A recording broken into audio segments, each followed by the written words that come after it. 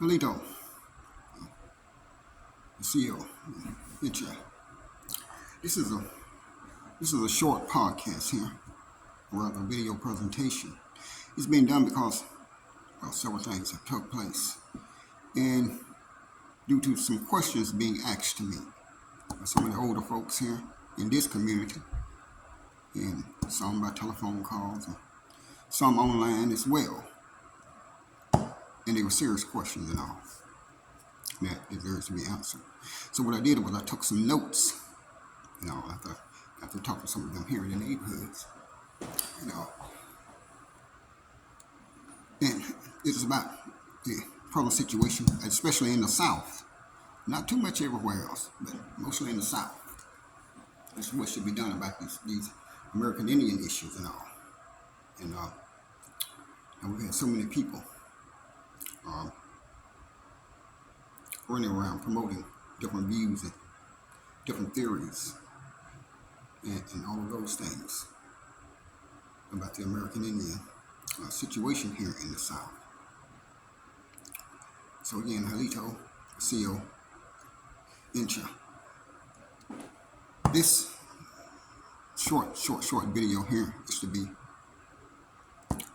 on the subject, only on the subject of the true restoration of the Coosa Alliance, the Natchez Federation, and the Creek Confederacy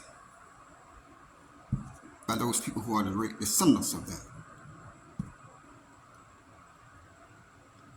This is, of course, as I've told you before, our problems are political, what we call them natural, spiritual, economic, and any other type. Problems are political. And when I say political, that means governmental. That's what it means, governmental. So, this is what this short video here is going to address here.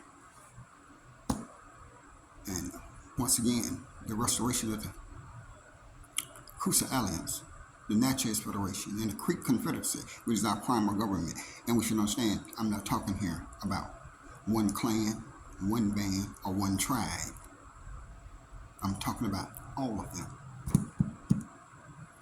And there's a process for this, both traditional and modern, and one that's accepted everywhere, with the local level, the state level, federal, national, or international.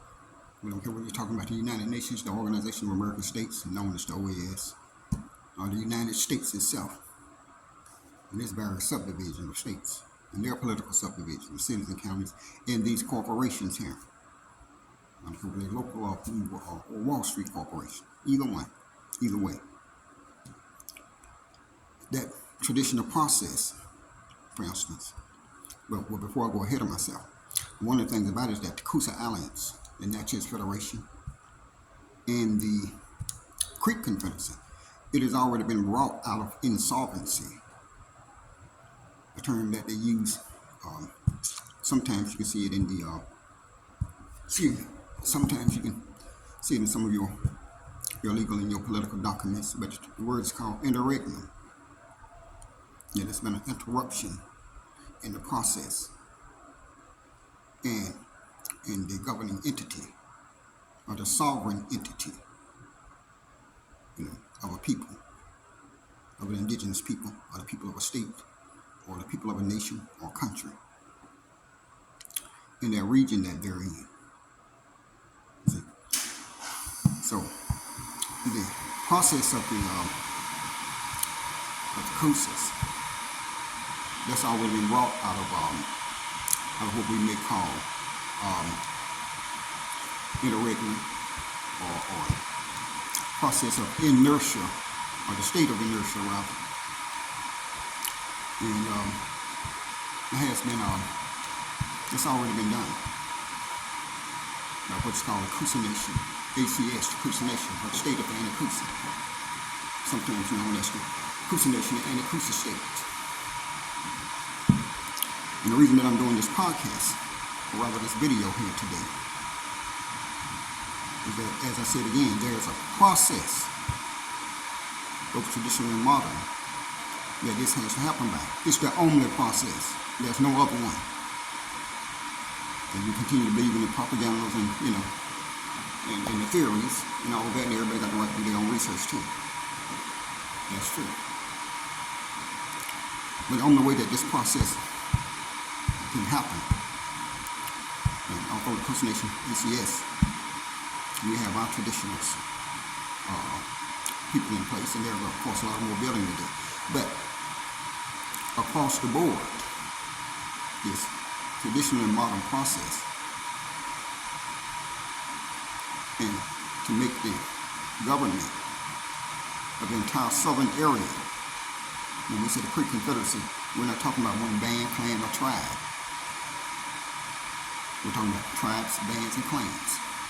Every city, county, and state throughout the entire southeastern United States, or what's called the southern USA, is our traditional territory.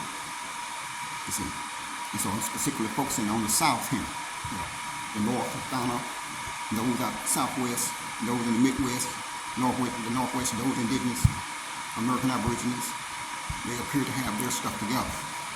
Usually they've got a working system in place. So we're not going to dispute that at all. But for the South, there's been no united traditional governmental entity that can deal with American Indian problems over the whole region as of yet. And as I said, there's a process, traditional and modern, that this is done by. It is the only one. It's the only one. It's the only one that we recognize and respect automatically. You don't have to go ask nobody. Do they agree with this, or are they just, are they recognizing this, or whatever the case may be. But this process can only be done by those who are what is called hereditary chiefs, hereditary chiefesses, hereditary clan mothers, and hereditary medicine persons. That's both in the traditional and the modern sense. That's when we heard a lot of, I'll say, craziness and foolishness about this process, and this ignorant stuff about this process from people who don't know what they're talking about to begin with. You see. It also includes people who've been called to their roles.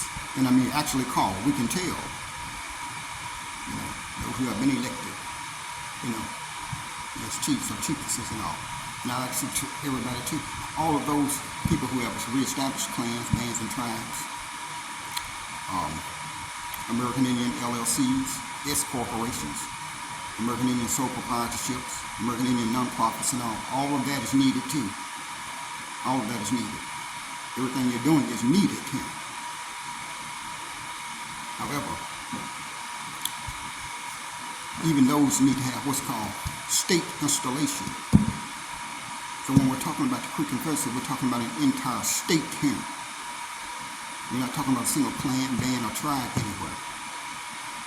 But we're talking about a clan, band, and tribe, corporations, businesses, neighborhoods, and communities that will have protection, and security, of that state, that Creek Confederacy, an actual United States in American Indian terms. You see, and that's for the southern region.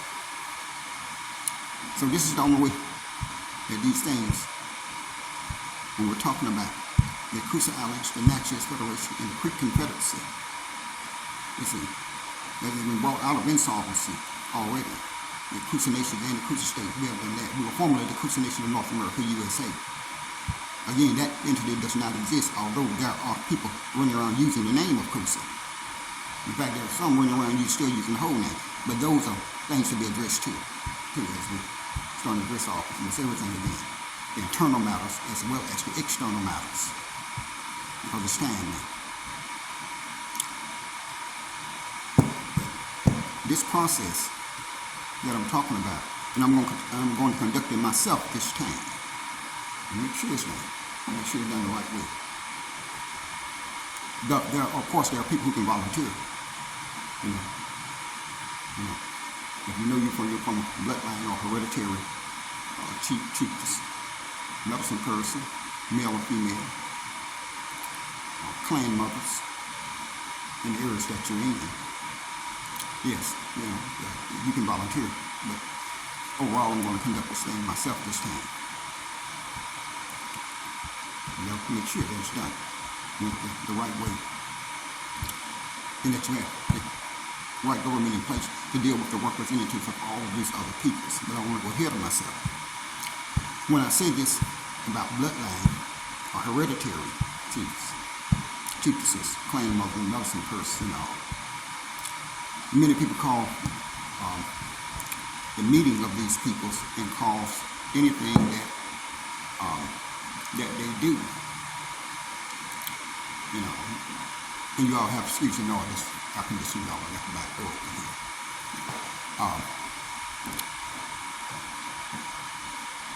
Anything that any of those people that I just named does comes in the form of what's called a council government. We in the South, we have what's called a council government. In literal terms, traditional and modern. That is an executive legislative council. One of the things that our ancestors put together was that they had executive and legislative councils together. So when you have what's called a council government, you have your executive branch there and you have your legislative branch there. Both of them are important. There's no one over anybody. A lot of this bias, hate, prejudice, this egoism, discrimination, lies, everything. You see, you tend to get rid of that right there. And then you don't have one entity, one branch in place saying one thing. Things that govern the lives of the people and all, or at least say govern the lives of the people by rules, regulations, codes that everybody has agreed to live by. Not just being imposed upon somebody, by one group of faction from inside the whole Confederacy, unless everybody agrees on it. And especially where we're living now, where almost all the guidelines, rules, regulations, and all that we're living by, political, religious, economic, and all that, is actually imposed from outside forces and outside peoples, you see. So this process that I'm talking about, it could be called a constitutional convention. Many people refer to it as a constitutional convention.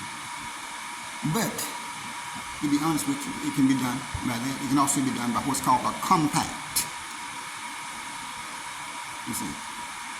And in that sense, it's called a constitutional compact. That compact, again, being signed as a declaration that our government has been activated. Yes. It has come to solvency, rather, out of insolvency. It has come to an active state rather than a passive one. So you're saying what's called a constitutional compact can be done formally or informally. But I respect everybody's coming into this from different backgrounds. Different political, different religious, different economic backgrounds. Some people are coming into this and they have already been compromised. You understand that? I talk to a lot of folks about that too. But they talk to me. Let me just put it like that. But it's a chance for you to get out of compromising and all. We know that back in the day, like some of the older people told me, people who were American and they knew that. In order for them to keep their businesses, their houses, their lands and all, they cannot tell the ones around them who they were. Because they might have been murdered, raped, put in prison, burnt out, and had their holdings taken, Okay, this is what we're doing here, we'll address all of that. You see. Because what we're talking about here is also a form of guidelines, rules, policies, and our own cultural practices and all. That once again is called the administrative state. And when your bloodline peoples, when your hereditary chiefs, chiefesses, clan mothers, medicine peoples, male or females, That's actually what you're a part of. You're part of an administrative state then. So,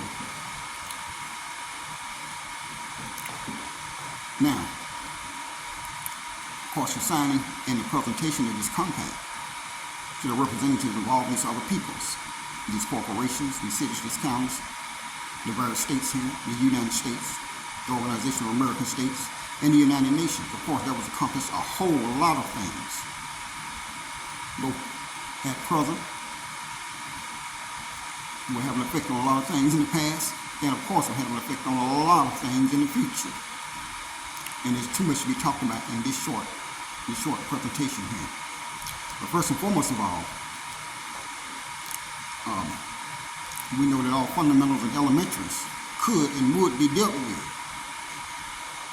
And that would be dealt with beginning immediately. Things such as foods, shelters, clothing, housings,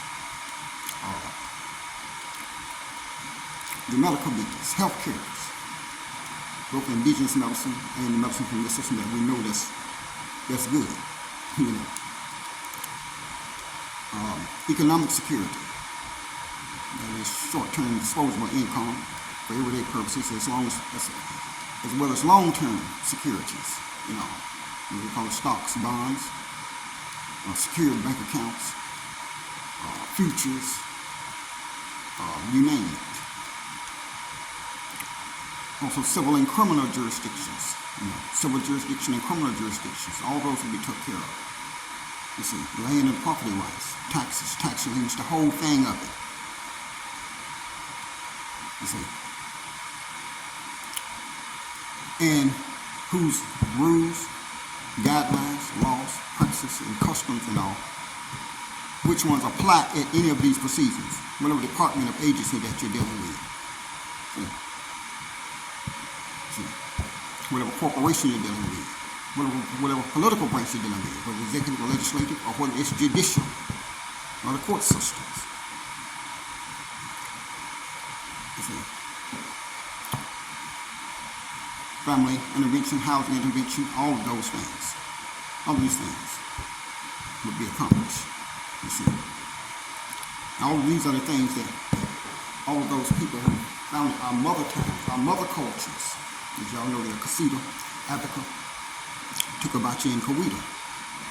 Actually, there are some more, too. More than that. But those have at least been historically looked at as four major ones. So, this would be the very first step, or the foundational step. There is no other one. Again, you can look at all the rules, regulation codes, and you can do your research everywhere. You're in Canada and Mexico, and overseas, and the Asian Union, the African Union, and yes, the UK, the Arab states, Central and South America. However, when you're restoring yourselves, restoring ourselves, you know, as a functioning entity, a sovereign entity, again, then you have to realize you're not dealing with one clan, band, or tribe. For instance, the Coosa Nation and the Coosa State, we are not a clan, band, or tribe. People have gotten that mixed up. And it's understandable too. Because people see there's a Coosa town. There's Coosa people, they say. That's a Coosa village. There is a Coosa chiefdom. But that's not the Cousas that we're talking about when we say the Coosa Nation, ACS. And when we say the old Coosa Nation, the Coosa Nation of North America, USA, it was founded by myself and another chiefess. And we brought some other people in as well. That's another story, but that would be dealt with as well. That's what happened there. But when we founded that, we founded it on the lines of a nation-state entity. It was issued and brought together as a nation-state entity. It was not brought or instituted as a clan, band, or a tribe. You see, it was brought together for the basic fabric of all the clan, bands, and tribes throughout the entire southern USA. Period. You see. So when we deal with our basic fundamentals, all our basic human necessities, and if we start fighting and clawing with these folks about everywhere, they're over everything. You can even look at it in the VA and the Social Security, Medicare, Medicaid. All these things, we have foreigners over this here. People we know that it's a routine, they actually mean it's absolutely no good. It's just about power and control. And they've had that power and control. We look at the industries, the jobs, the businesses, the schools, the factories. And we look at land and the natural resources itself. This is what we're dealing with. And this is a way to remove that, or begin to remove it permanently. When you have what's called indigenous control and indigenous power, in both a formal sense as well as an informal sense. You don't care what you're talking about. When you're talking about streets, the offices, the government, the mafias, anybody. You begin to have control now over your own lives, over our lives, in direction, future, and destiny here. At present as well as in the future. And we can straighten out some things in the past. There's been another issue. I know people have been bringing that to my attention really for the last 2 years. Is we have a lot of false bands, false chiefs, false chiefesses, false clans, and false tribes and all. You got people running around, saying they're Choctaw, they're Charter, they're Catawba. We have false Cousas and all running around. People still using the name of the Coosa Nation in any sense. What's the old name, the Coosa Nation of North America, the USA, or Coosa Nation ACS, are trying to present themselves as being the real entity behind any of these different groups. You see, again, when we have the constitutional structure, an arrangement put together from those hereditary and bloodline and those who are elected have been called to that, and the expectation is that by members of the community, by speaking up for people in their community and actually representing their rights and representing it the right way, and having some connections to the regions that they're talking about. You see, then you put an end to all of this falsehood. Again, it's what is called the administrative state. There's not any problem that we cannot handle once we have brought back the main peoples. The main peoples. And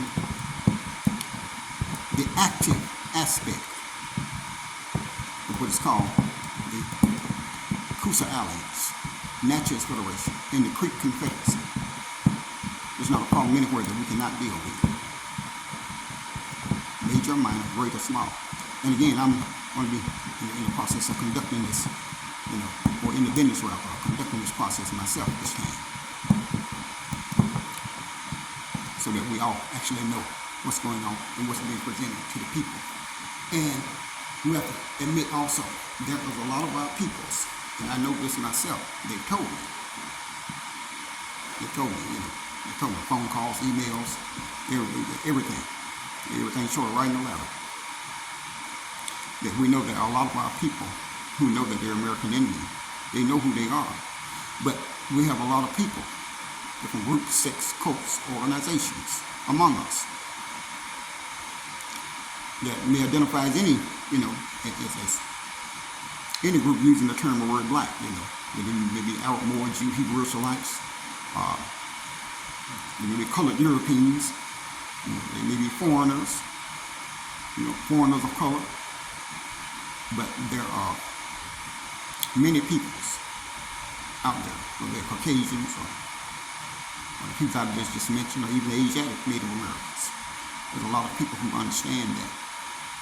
A lot of people, the indigenous, people that are called indigenous American Aborigines, ethnological Indians of color, also known as the Black Indians, sometimes known as the original Black Indians.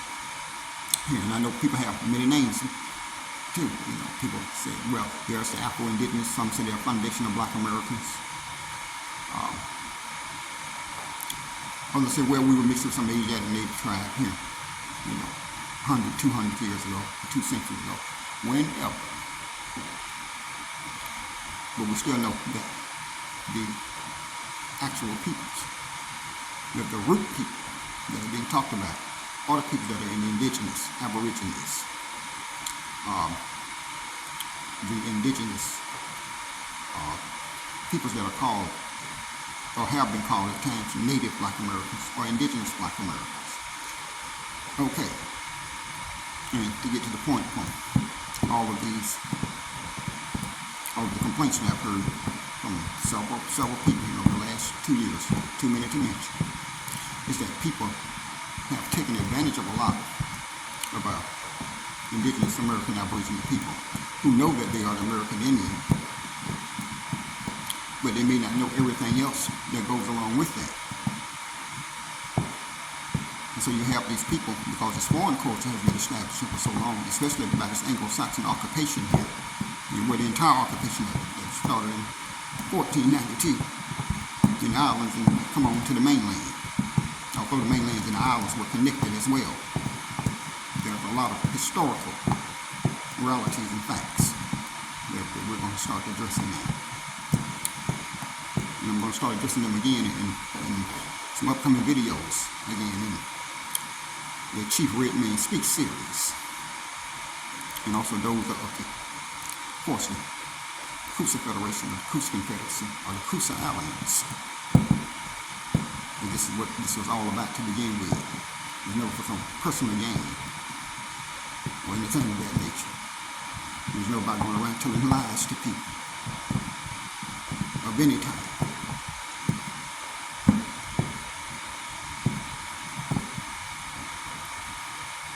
So because our people have been, they're being taken advantage of because of their ignorance, it's time now to end that. And again, you end that by dealing with it from a position of what's called, again, the administrative state. That affects every band, clan, and tribe throughout the entire area, the whole region of the southern United States. And you can reach everybody through that.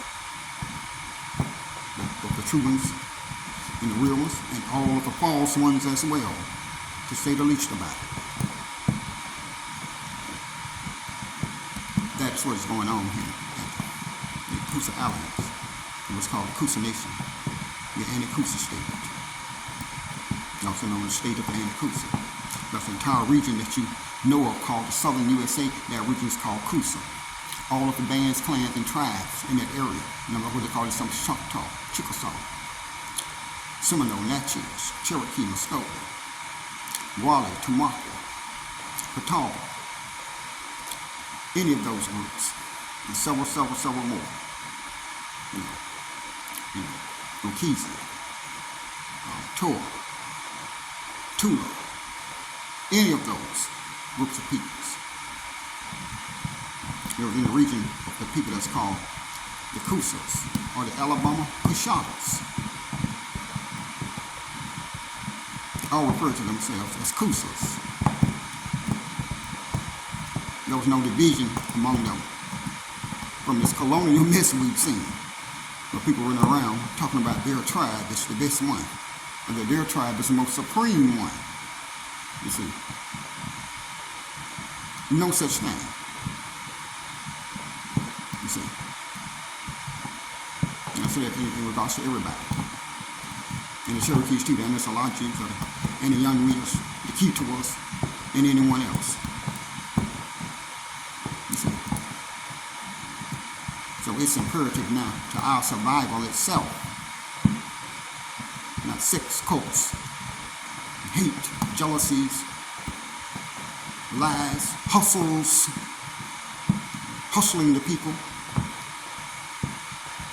when everyone is in the same position. Basically, everyone's stuff can be taken or looted up, by the foreigners at any given time when it has been done.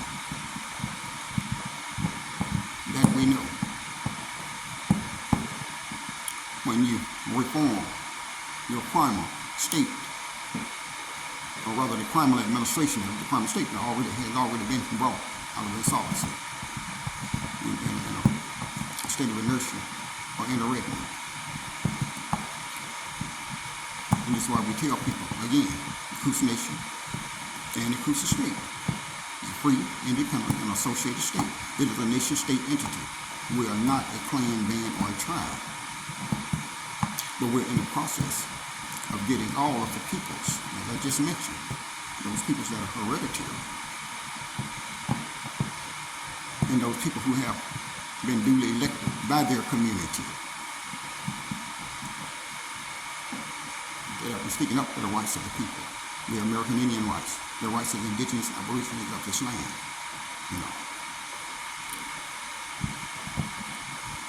Those are the ones who have officially inaugurated the government itself. So the council government, the government that's over the whole region and that deals with all the matters, both internal and external.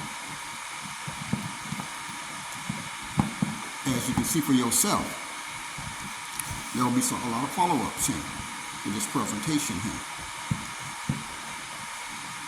so that we can go over the process with those who are the real ones and the righteous ones. And so we can all see just how it's done, both the true ones and the false ones, to say the least about it.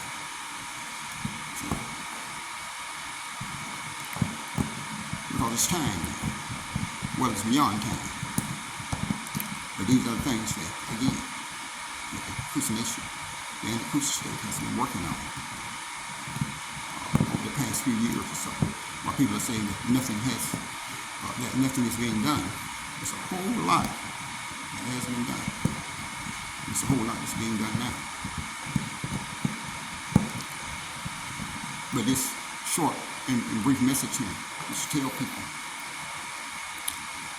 of the traditional and modern process and what we're engaged in now in restoring, our rightful place as a sovereign entity, a sovereign nation-state entity, and what the governments of that sovereign state entity will be as a council government, both the executive and legislative branch. Don't get me wrong, there is a judicial branch too. There's a judicial branch too within the Confederacy, or the Federation, or the Alliance. Yes. And that branch, from my studies and research, that branch is mostly ran by the medicine peoples, the various medicine peoples from various areas. Because that's how you got justice then. And again, that's how these states in the United States modeled their system after. They didn't just model it after the Iroquois, or the Haudenosaunee Confederacy, and the Great Law of Peace. No, they modeled it after ours as well. Our Constitution is called the Tawa. In fact, our whole lives are called the Tawa, T-A-L-W-A.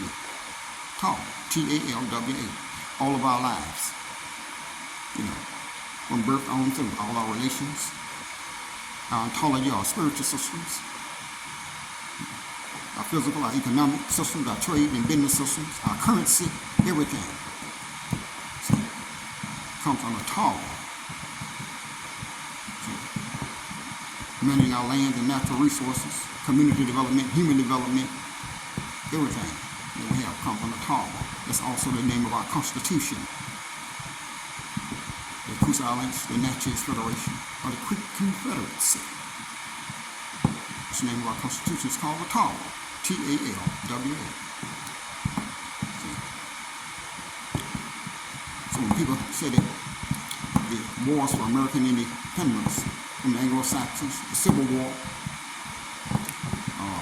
featuring the three groups of slave owners there, both the Anglo-Saxons and Asiatic natives and the indigenous American aborigines, what they can now call it, the free Negro slave owners. And the African slave owners, they were also brought over as well. There's a lot of stuff we've got to go over here.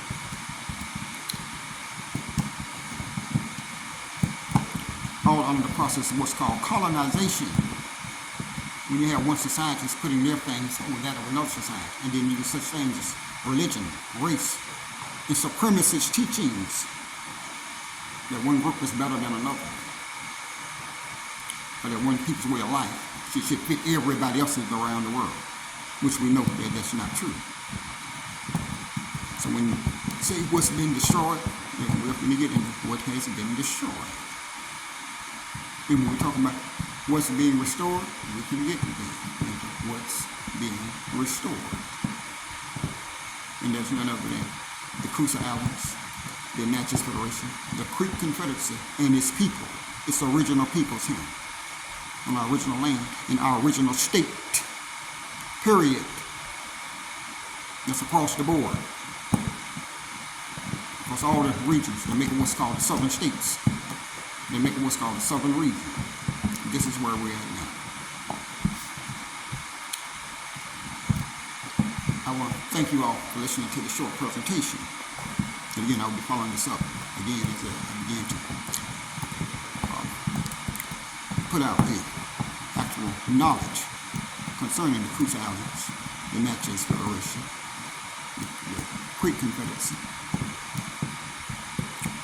and all the information now about the Coosa Nation, the Coosa State, or the state of the Coosa, which is the name of our entire southern region, not just one place.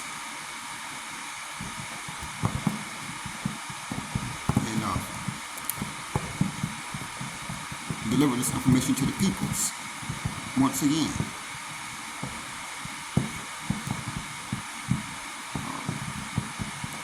As we found the state, and we found our culture and our ways of life. That's for everybody, every man, woman, boy, and girl, child, to say the least about it.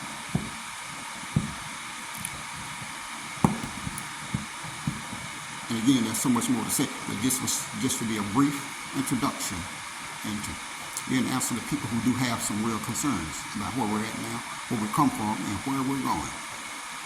We're not only as some individual person, or some individual corporation or company, or some individual LLC or nonprofit, or some individual tribe, clan, or band, but as a whole. Because that's what it's all about. It's all about the whole. See? So I want to thank you all for listening to me today. And thank you for your time. And your time is important to you. It's important to us too. So don't let that go. Honey. And until we meet again. And of course, in the meantime, I'll be working on the rest of the issues that I need to bring to the attention of the indigenous American Aborigines here, and the Southern Indians here in the United States, the South, basically, the whole South.